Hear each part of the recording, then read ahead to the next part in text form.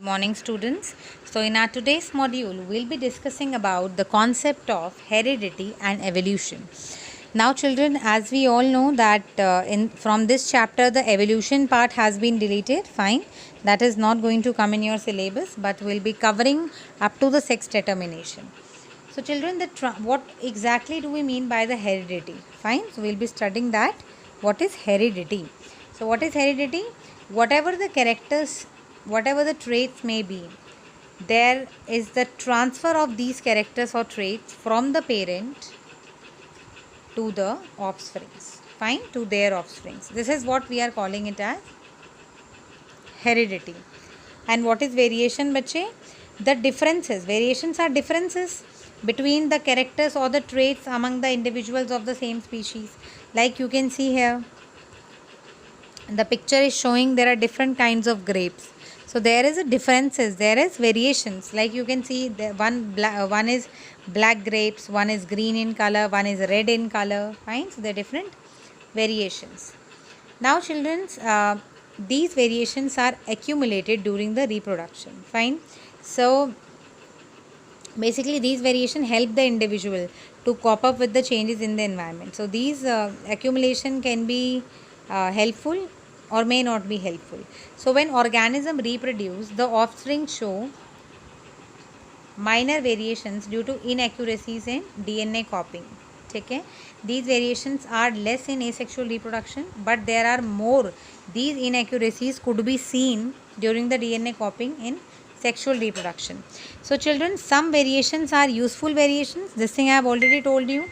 Some variations are useful variation and they help the organism to adjust to the changes in the environment, but some may not be helpful. Fine, and what happens if the changes, if the variations, they are not helpful in to the changes in the environment, so the organism may die and become extinct. Fine, if the variations, they do not help the organism to adjust to the changes.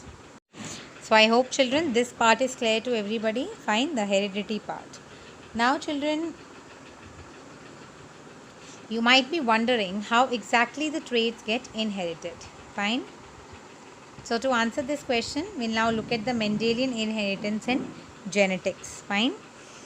Now children, the term heredity and inheritance, they often sound similar, but they are not the same. Fine. Heredity refers to the, we know this thing now, heredity we all know. And what is inheritance? It refers to the passing of property or rights, or on death of one generation to the another. Inheritance means something is passing on, inherited. Now children, what is Mendelian inheritance? Gregor John Mendel started studying inheritance in pea. So he has started studying the inheritance in peas, that is the mutter. Okay, so he performed series of experiment with this pea plant in the year 1856, from 1856 to 1863. So what he did, bache, he kept proper count of individuals exhibiting particular trait in each generation. Mendel with his experiment found out the principle based on which it could be guessed how characters get inherited or passed to the offspring. Fine. So Mendel called these as laws of Mendelian inheritance. So we'll be discussing these laws now.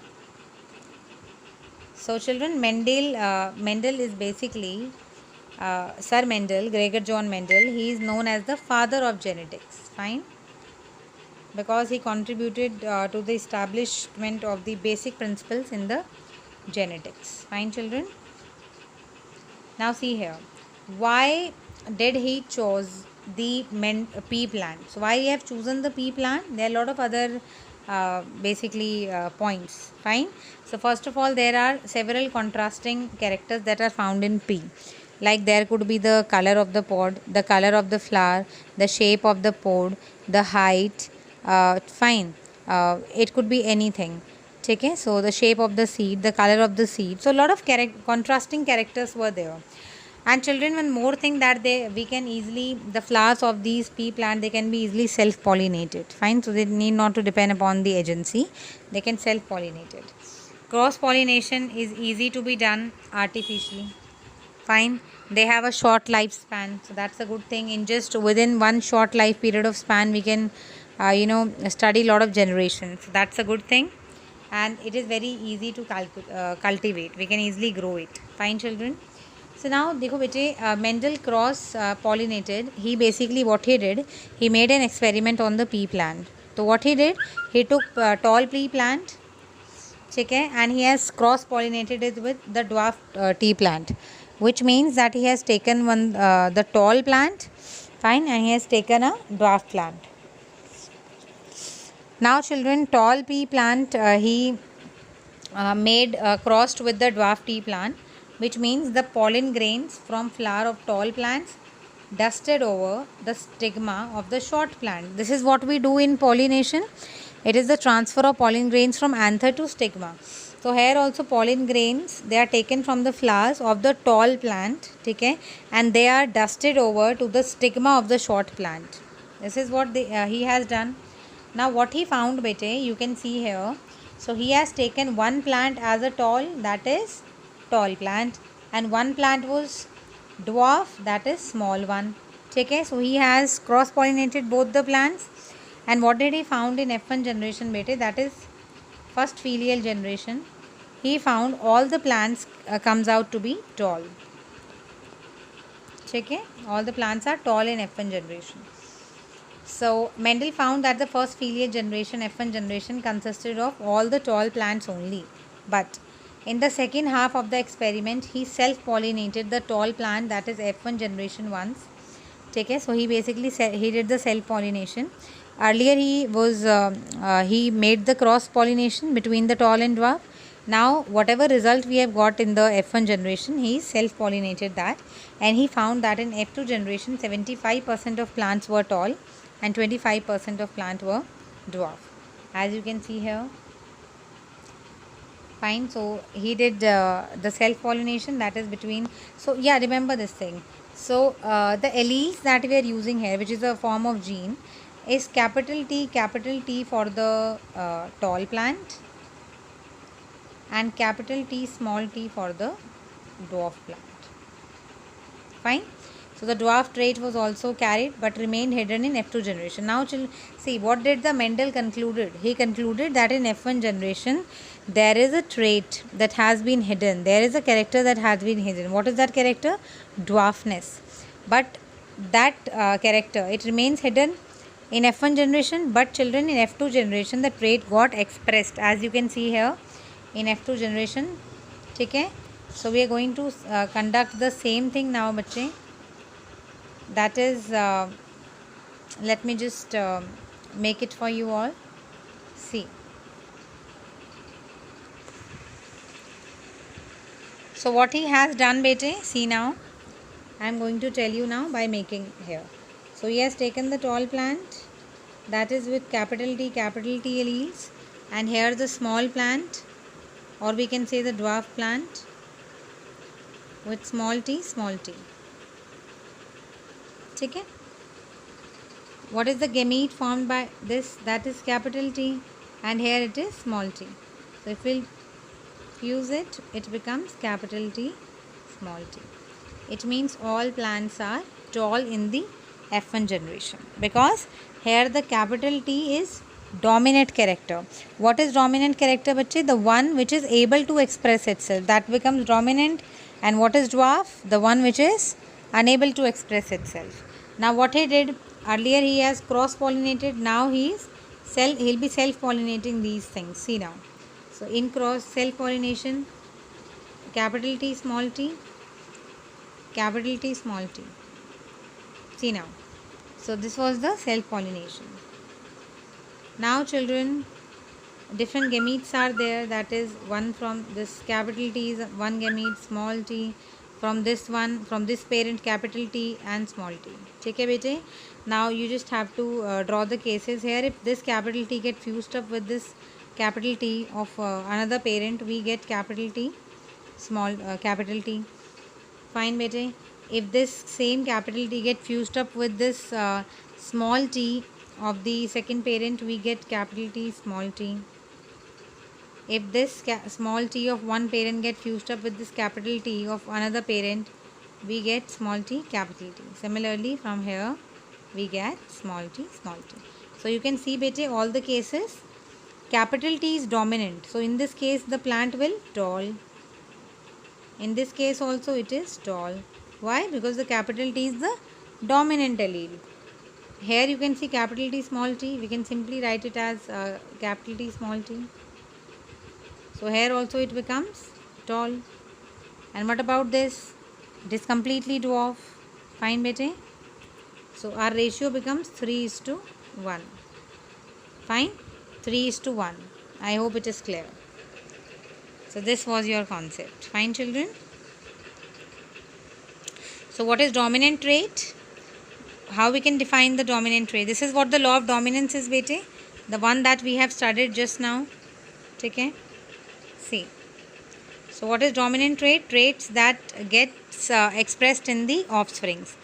Okay, like for example, right now I told you about the tall and dwarf characters. So the one which is able to express itself is dominant trait. Fine. For example, tall is a dominant trait of the pea plant. And what about the recessive plant, bete? That remains hidden. Fine. For example, dwarf is a recessive trait of the pea plant.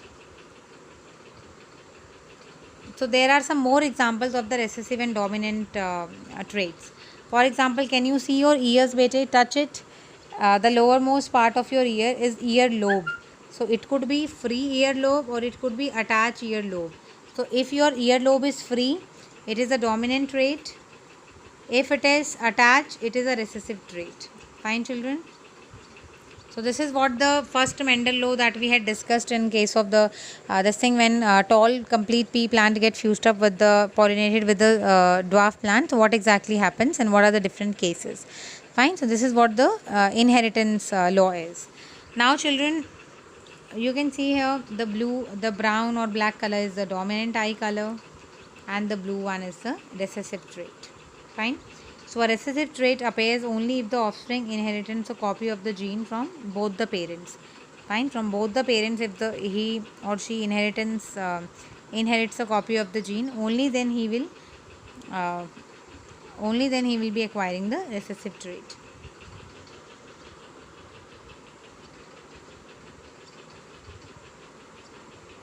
Fine children. Now we'll be discussing some more things, that is about allele. So what is allele, bete? Allele is one member of a pair of genes that occupy a given position on a homologous chromosome. For example, we had just discussed about the alleles. Capital T could be allele. Small t. Always remember, allele occurs in pairs. These are occurring in pairs. These are the alleles. Fine children. So each small t or capital T is an allele. Okay? Capital letter denotes the dominant allele. Like this is, both the alleles are there. Like small t is also allele, bache, capital T is also allele. That is the form of gene. Okay? But capital T is a dominant allele, whereas small letter denotes the recessive allele. I hope it is clear. And what about the homozygous and heterozygous condition, bache? What do we mean by the homozygous and heterozygous? You know what is dominant trait now, recessive trait. Fine. Filial one generation that we get from the self, well, we are actually self cross-pollinating the two different parents. Fine. That is the F1 generation. And when we are self-pollinating the F1 products of F1 generation, that gives us F2 generation, that is filial 2 generation. Fine, bete. What is homozygous and heterozygous now? See, homo means same. So organism with identical alleles or homologous chromosome, fine, on a homologous chromosome, if the identical alleles are present, like capital T, small t, these are identical. So they are said to be the homozygous. Fine. Like there are the all tall homozygous individual. Can you see, we have taken one tall plant, it gets fused up with the tall plant. So here the plant is tall. Okay, so you can see the product, the gametes are from first parent it becomes capital T. From the second parent it becomes capital T. So your results is, in all the cases, there the individual becomes tall. So they are said to be the homozygous. And what is the condition that is said to be the heterozygous, bache? Organism with different alleles. Okay, they are having different alleles. Like for example, acha, one more thing, bete. Organism with different alleles for a character on homologous chromosome, also termed as hybrid. So you can see if capital T will be there, that is a homozygous condition. But if capital T small t is there or small t capital T is there, these are the condition refers to as hybrid or heterozygous. Like you can see in this case, one is capital T, one is small t. So one is recessive allele, or another one we have is the dominant allele. Fine children. So they are cross pollinated. Okay. So you can see the result, the gametes that have been formed here from the above parents, and finally the results, it is here. So it is homozygous tall. Okay, beta, the first case is homozygous tall. Fine, you can see it is capital T, capital T. The second case is heterozygous, because these alleles you can see different. These alleles are different, so they are heterozygous but tall, not dwarf, as the T is dominant here. This is also the same case. And what about the last one, beta? It is homozygous but it is dwarf, as there is no capital T in this thing. Okay, so I hope this thing is clear, beta. Now understanding Mendel's experiment. So what do we understand this thing? See, cross pollinated, we just did the cross pollination between the homozygous tall plant and homozygous dwarf plant. Fine. So we have got this thing. We have taken complete homozygous tall plant, bete, and we have taken complete homozygous recessive one or the dwarf one. Okay, I would say simply the dwarf one. So here the homozygous dwarf and here the homozygous tall. So you can see the gametes are capital T, capital T. Here it is small t, small t. And these are the things, these are the results in F1 generation. All tall are there and heterozygous are there. Fine, bete. So what is the B experiment we get? From F1 generation, whatever the result we have got from the F1 generation, what was the result, bete? Heterozygous, tall heterozygous. This is the condition for tall heterozygous. Now we are just simply self pollinating it. Okay, what we need to do, bete? We just need to do the self pollination of the product that we have got from the F1 generation. So we have just simply taken out the gametes, and we have find out the F2 generation. Fine, these cases I have already told you. You can simply put these cases into the Punnett square as well, that I am going to make it for you. Fine, children. So these are the conditions that you have got here when you cross these things. So you have got homozygous tall, heterozygous tall, homozygous